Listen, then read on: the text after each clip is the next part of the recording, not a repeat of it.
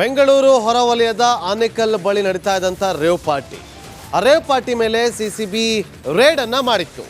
ಆ ರೇಡ್ ಮಾಡಿದಂಥ ಸಂದರ್ಭದಲ್ಲಿ ಸಿಕ್ಕಿದ್ದೇನು ಗೊತ್ತಾ? ರಿಪಬ್ಲಿಕ್ ಕನ್ನಡದ ಬಳಿ ಇದೆ ಎಕ್ಸ್ಕ್ಲೂಸಿವ್ ಮಾಹಿತಿ. ಇದು ರಿಪಬ್ಲಿಕ್ ಕನ್ನಡದ big exclusive story. Farm house ನಲ್ಲಿ ನಡೆದ ರೇವ್ ಪಾರ್ಟಿಯಲ್ಲಿ ಸಿಕ್ಕಿದ್ದಾದ್ರೂ ಏನು, ಪಾರ್ಟಿಯಲ್ಲಿ ಸಿಕ್ಕಿ ಬಿದ್ದವರು ಯಾರ್ಯಾರು, ಅವರ ಹಿನ್ನೆಲೆ ಏನು, ರೇವ್ ಪಾರ್ಟಿ ಕೇಸ್ನಲ್ಲಿ ಯಾರ್ಯಾರ ವಿರುದ್ಧ ಈಗ ದೂರು ದಾಖಲಾಗಿದೆ. ರಿಪಬ್ಲಿಕ್ ಕನ್ನಡದಲ್ಲಿ ರೇವ್ ಪಾರ್ಟಿಯ ಪಿನ್ ಟು ಪಿನ್ ಮಾಹಿತಿ ಇದೆ. ಇದು ರಿಪಬ್ಲಿಕ್ ಕನ್ನಡದ ಬಿಗ್ ಎಕ್ಸ್ಕ್ಲೂಸಿವ್ ಸ್ಟೋರಿ. ಅರೆಸ್ಟ್ ಆದವರು 5 ಜನ, ಅದರಲ್ಲಿ 3 ಪೆಡ್ಲರ್, ಒಬ್ಬ ಆರ್ಗನೈಸರ್ ಅಂತ ಹೇಳಿ ಗೊತ್ತಾಗಿತ್ತು. ಆದರೆ ಈಗ ಅಚ್ಚರಿಯ ವಿಚಾರ ಅಂತಂದ್ರೆ FIR ಪ್ರತಿ ರಿಪಬ್ಲಿಕ್ ಕನ್ನಡಕ್ಕೆ ಲಭ್ಯವಾಗಿದೆ. ಆ FIR ಪ್ರತಿಯಲ್ಲಿ A7 ವರೆಗೂ ಇದೆ. A7 ಅಲ್ಲಿ ಎಷ್ಟು ಜನರ ಹೆಸರಿದೆ, ಎಷ್ಟು ಜನರ ಹೆಸರನ್ನ ಉಲ್ಲೇಖ ಮಾಡಲಾಗಿದೆ? A1, A2, A3, A4, A5. Arrest ಆದವರಿಷ್ಟು. ಹಾಗಾದ್ರೆ A6 ಜೊತೆಗೆ A7 ಯಾರ್ಯಾರು? ಇದು ರಿಪಬ್ಲಿಕ್ ಕನ್ನಡದ ಬಳಿ ಇರುವಂತಹ ಎಕ್ಸ್ಕ್ಲೂಸಿವ್ ಮಾಹಿತಿ.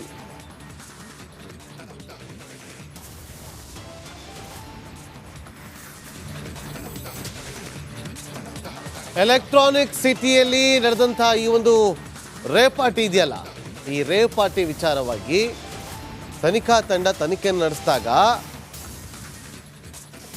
ಎಲೆಕ್ಟ್ರಾನಿಕ್ ಸಿಟಿಯಲ್ಲಿ ಪಾರ್ಟಿ ನಡೆಯುತ್ತೆ, ಹೆಬ್ಬಗೋಡಿ ಠಾಣೆಗೆ ಕೇಸ್ ವರ್ಗಾವಣೆ ಆಗುತ್ತೆ. ಈಗ ಹೆಬ್ಬಗೋಡಿ ಪೊಲೀಸ್ ಠಾಣೆಯಲ್ಲಿ ಪ್ರಕರಣ ದಾಖಲಾಗಿದೆ. ಪ್ರಕರಣದ FIR ಕಾಪಿ ನಡಿ ಈಗ ಶುರು ಮಾಡೋಣ. ಕೇಸರಿಯಿಂದ ಮನೋಲ್ಲಾಸ ಮನಸ್ಸು ಮತ್ತೇರಿ ಕುಣಿದಾಡಿದೆ ನೋಡು, ಮನಸ್ಸು ಮತ್ತೇರಿ ಕುಣಿದಾಡಿದೆ ನೋಡು. ಕ್ಷಣ ಕ್ಷಣವೂ ಆಚರಿಸಿ ಕೇಸರಿ ಹಬ್ಬ. ವಿಮಲ್ ಬಾಯಲ್ಲಿ ಹೇಳಿ ಕೇಸರಿ. ಪಬ್ಲಿಕ್ ಕನ್ನಡಕ್ಕೆ ಲಭ್ಯ ಆಗಿದೆ. ಒಟ್ಟು 6 ಮಂದಿಯ ವಿರುದ್ಧ ಪ್ರಕರಣ ದಾಖಲು. A1 Vasu, A2 Arun Kumar, A3 Nagababu, A4 Randhir Babu, A5 Mohammed Abubakar, A6 Gopal Reddy. A6 ವರೆಗೂ ಯಾರು ಅಂತೇಳಿ ನಿಮ್ಗೆ ಹೇಳಿದ್ವಿ. ಆದ್ರೆ A7 ಎಷ್ಟು ಜನ, ಯಾರು? ಕುತೂಹಲ ಇದೆ ಅಲ್ವಾ? 68 ಮಂದಿ ಪುರುಷರು, 30 ಮಂದಿ ಯುವತಿಯರ ಹೆಸರನ್ನ ಉಲ್ಲೇಖ ಮಾಡಲಾಗಿದೆ A7 ಅಂತೇಳಿ. A8 ಆಗಿ 30 ಮಂದಿ ಯುವತಿಯರು, A7 ಆಗಿ 68 ಮಂದಿ ಪುರುಷರು. ಅಂದ್ರೆ ಒಟ್ಟು 101 ಜನ ಇದ್ದಿದ್ದಲ್ಲಿ ಪಾರ್ಟಿಯಲ್ಲಿ. 101 ಜನರ ಎನ್ಕ್ವೈರಿ ಮಾಡಿದಂಥ ತನಿಖಾ ತಂಡ ಪ್ರಕರಣವನ್ನು ಹೆಬ್ಬಗೋಡಿ ಠಾಣೆಗೆ ವರ್ಗಾವಣೆ ಮಾಡಿತ್ತು. ಅಂದ್ರೆ ಹೆಬ್ಬಗೋಡಿ ಠಾಣೆಗೆ ವರ್ಗಾವಣೆ ಆಗ್ತಾ ಇದ್ದಂತೆ FIR ದಾಖಲಾಗಿದೆ.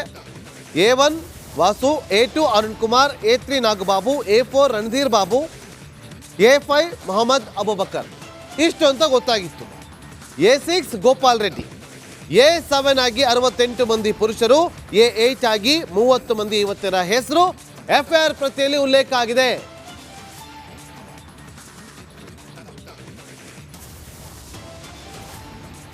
ನೋಡಿ, ಪಾರ್ಟಿಯಲ್ಲಿ ಸಿಕ್ಕಿದ ಡ್ರಗ್ಸ್ನ ಡೀಟೇಲ್ಸ್ ನಿಮ್ಮ ಮುಂದೆ ನಮ್ಮ ಸ್ಕ್ರೀನ್ ಮೇಲೆ.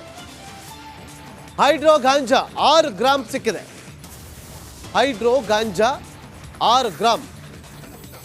Cocaine 5 gram. 5 ಗ್ರಾಮ್ ಕೊಕೇನ್ ಸಿಕ್ಕಿದೆ.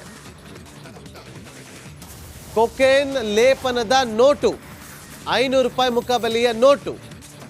ಆ 500 ರೂಪಾಯಿ ಮುಖಬೆಲೆಯ ನೋಟಿನ ಮೇಲೆ ಕೊಕೇನ್ ಅನ್ನ ಲೇಪನ ಮಾಡಲಾಗಿತ್ತು. ಆ ನೋಟನ್ನು ಕೂಡ ಪೊಲೀಸರು ವಶಕ್ಕೆ ಪಡೆದುಕೊಂಡಿದ್ದಾರೆ. ಇದು ಕೂಡ ಸಿಕ್ಕಿತ್ತು ಅವತ್ತು ಪಾರ್ಟಿಯ ಸಂದರ್ಭದಲ್ಲಿ ದಾಳಿ ಆದಾಗ. ಇದರ ಜೊತೆಗೆ ನೋಡಿ, ಕೊಕೇನ್ ಲೇಪನದ ನೋಟು ಏನೆಲ್ಲ ಸಿಕ್ಕಿತ್ತು ಅನ್ನೋದನ್ನ ನಾವಿಲ್ಲಿ ಗಮನಿಸ್ತಾ ಇದ್ದೀವಿ. ಕೊಕೇನ್ 5 ಗ್ರಾಮ್ ಕೊಕೇನ್ ಸಿಕ್ಕಿದೆ. ಅಂದ್ರೆ ದಾಳಿ ಮಾಡಿದಾಗ ಅಷ್ಟು ಸಿಕ್ಕಿದೆ. ದಾಳಿಗಿಂತ ಮುಂಚೆ ಎಷ್ಟು ಸೇವನೆ ಆಗಿರ್ಬೋದು? ಹಾಗಾದ್ರೆ ಎಲ್ಲಿಂದ ತಂದ್ರು ಇವರಲ್ಲ? MDMA ಕೂಡ ಪತ್ತೆ ಆಗಿತ್ತು. MDMA ಕೂಡ ಪತ್ತೆ ಆಗಿತ್ತು. 5 ಮೊಬೈಲ್, ಲಕ್ಸುರಿ ಕಾರ್, 1.5 ಕೋಟಿ ಮೌಲ್ಯದ ಡಿಜೆಗೆ ಬಳಸುವಂತ ವಸ್ತುಗಳು, 73 ಮಂದಿ ಹುಡುಗರು, 30 ಜನ ಹುಡುಗಿಯರು ಭಾಗಿಯಾಗಿದ್ರು. ಪುಲಿಕೇಶಿ ನಗರದ ಆಸ್ಪತ್ರೆಯಲ್ಲಿ ಬ್ಲಡ್ ಸ್ಯಾಂಪಲ್ ಕಲೆಕ್ಟ್ ಮಾಡಿ 73 ಪುರುಷರಲ್ಲಿ 59 ಮಂದಿ ಬ್ಲಡ್ ರಿಪೋರ್ಟ್ ಪಾಸಿಟಿವ್ ಬಂದಿದೆ.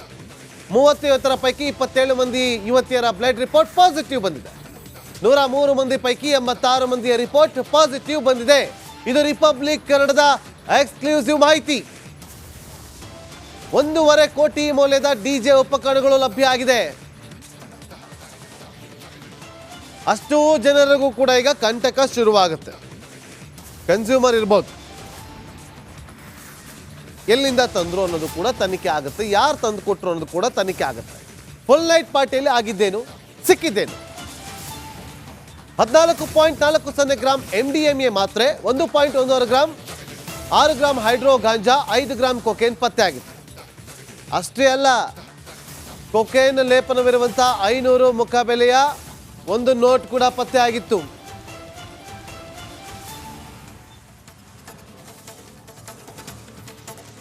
ಇದೆಲ್ಲ ಎಲ್ಲಿಂದ ತಂದ್ರು ಇವರು? ಯಾರು ತಂದು ಕೊಟ್ಟಿದ್ದು? ಪೆಡ್ಲರ್ಗಳಿದ್ದಾರೆ ಅಂತ ಗೊತ್ತಾಗಿದೆ. ಆ ಪೆಡ್ಲರ್ ಹಿಂದಿರುವಂಥ ಜಾಲ ಎಂಥದ್ದು ನೋಡಿ. ಕೊಕೇನ್, MDMA ಇದೆಲ್ಲವೂ ಕೂಡ ಪತ್ತಾಗಿದೆ. ನಮ್ಮ ಆನೇಕಲ್ ಪ್ರತಿನಿಧಿ ನವೀನ್ ಈಗ ಲೈವ್ನಲ್ಲಿ ಜಾಯ್ನ್ ಆಗಿದ್ದಾರೆ. ನವೀನ್, ಸಾಕಷ್ಟು ವಿಚಾರಗಳು ಈಗ ಬೆಳಕಿಗೆ ಬರ್ತಾ ಇದೆ. FIRನಲ್ಲಿ ಸಾಕಷ್ಟು ವಿಚಾರಗಳು ಉಲ್ಲೇಖ ಆಗಿದೆ. FIRನಲ್ಲಿ A8ವರೆಗೂ ಕೂಡ ಹೆಸರುಗಳು ಸಿಕ್ಕಿದೆ. ಅದರಲ್ಲಿ 70 ಜನ, 68 ಜನ ಯುವಕರು, 30 ಜನ ಯುವತಿಯರು ಅಂತ ಇದೆ, ಉಲ್ಲೇಖ ಆಗಿದೆ. ಒಂದಷ್ಟು ಜನರದು ಪಾಸಿಟಿವ್ ಕೂಡ ಬಂದಿದೆ. What next? ಏನಾಗ್ಬೋದು? ಇವರೆಲ್ಲರಿಗೂ ಕೂಡ ಕಂಟಕ ಎದುರಾಗುತ್ತಾ?